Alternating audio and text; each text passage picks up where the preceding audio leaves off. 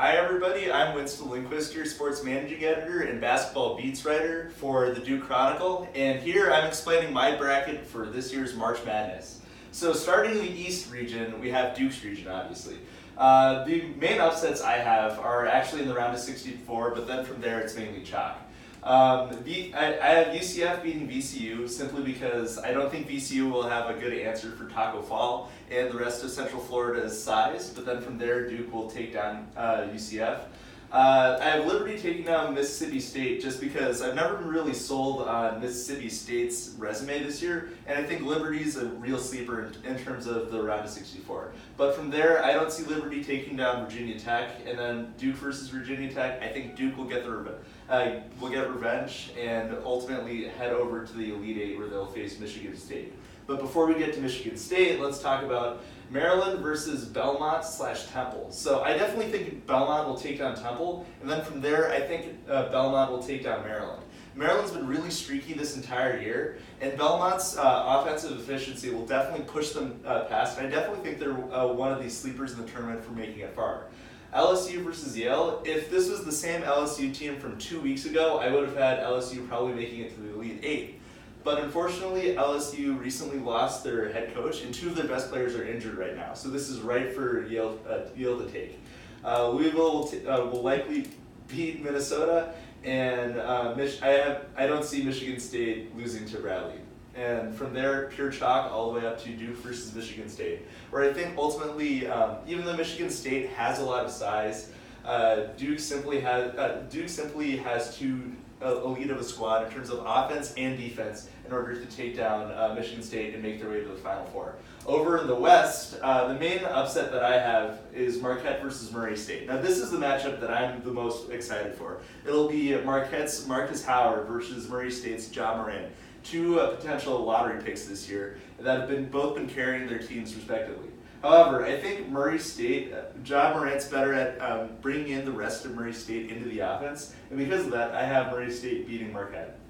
From there, I have Florida State versus Murray State, which Florida State's size will simply out-compete Murray State. And then the other big upset I have in this bracket is Florida State taking down Gonzaga. Gonzaga doesn't have a lot of experience taking on teams that have a lot of size. And Florida State not only has a lot of size, they have experience in shooting. That kind of combination, and especially the showing they put together in the ACC tournament, has me confident that they're going to make it all the way to the Final Four. I see Texas Tech on the other side of the Western bracket, basically cleaning through.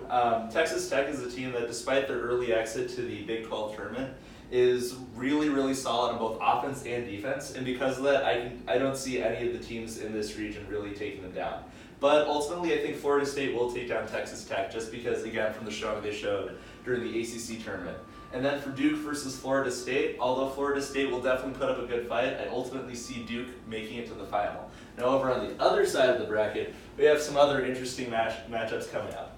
Now Oregon versus Wisconsin. Now Oregon is definitely seeded at 12 due to how poor a lot of their early season record was without Bull, but they've managed to find a rhythm. And in their past 6 games, they've really shown acumen on both offense and defense. I definitely think they'll be able to take down Wisconsin just from the sheer momentum that they have.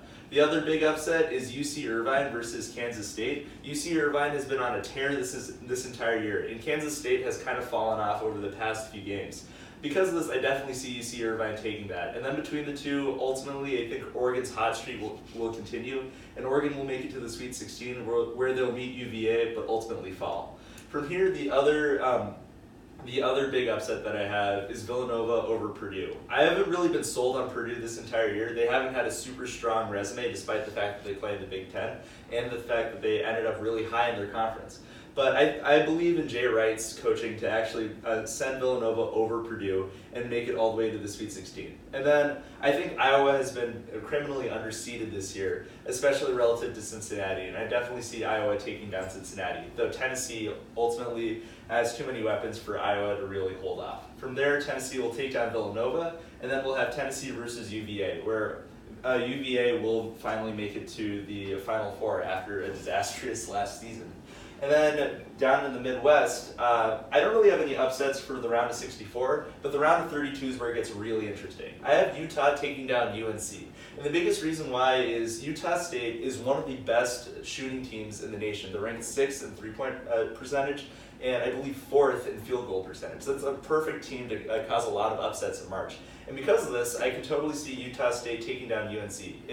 UNC has shown that they sometimes have a little bit of a slower second half for closing out games, and because of this, Utah State could definitely take them down very early on in the round of 32, making UNC probably the first one seed to get out of the tournament. The other big upset I have is Auburn over Kansas. Auburn's on a hot streak right now, and Bruce Pearl has been a great coach this entire season. Between Jared Harper and Bryce Brown, Auburn's guard play is elite.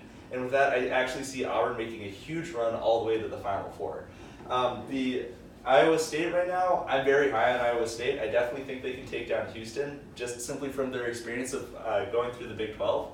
And there they'll face Wofford in the Sweet 16. So Wofford is a team that is the only team undefeated in conference play in the entire nation right now. And I actually see them taking down Kentucky simply from their elite guard play as well. And then between Iowa State and Wofford, I have Wofford taking down Iowa State.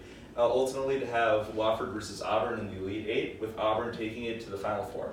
Finally, between UVA and Auburn, I just think UVA is too solid on both offense and defense to really fall to Auburn, leading to a Duke UVA final. And then for the final, it'll definitely be very close. I have it at a two-point margin, but I simply don't see UVA losing to Duke 3 times this season.